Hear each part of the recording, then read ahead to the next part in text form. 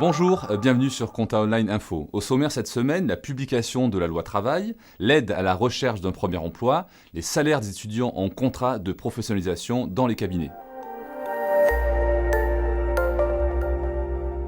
La réforme du Code du travail a commencé en septembre 2015 avec le rapport Combrexel.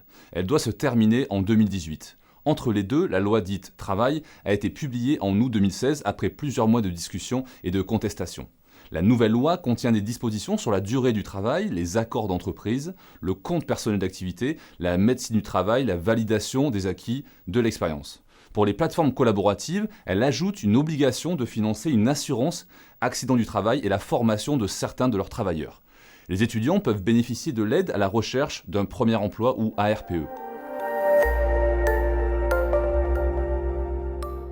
L'aide à la recherche d'un premier emploi est une nouvelle aide destinée aux jeunes diplômés à la recherche de leur premier emploi.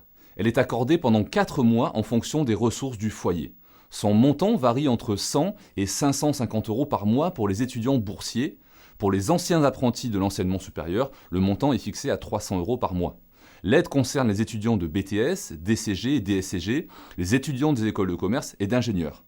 Elle concerne aussi les étudiants de licence et de master universitaire. La demande d'aide doit être déposée dans les 4 mois de la réussite au diplôme. Rendez-vous sur le site messervices.etudiant.gouv.fr. Le salaire des étudiants en contrat de professionnalisation augmente dans tous les cabinets d'expertise comptable. Ce salaire est fixé en pourcentage du SMIC. Il dépend désormais de 3 critères.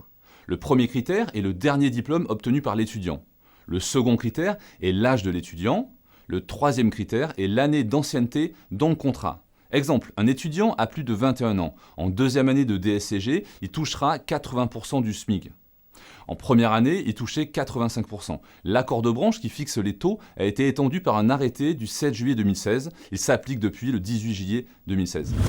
Vous pouvez accéder gratuitement à tous ces articles sur le site compta-online.com. Toute l'équipe de la rédaction vous souhaite une excellente semaine.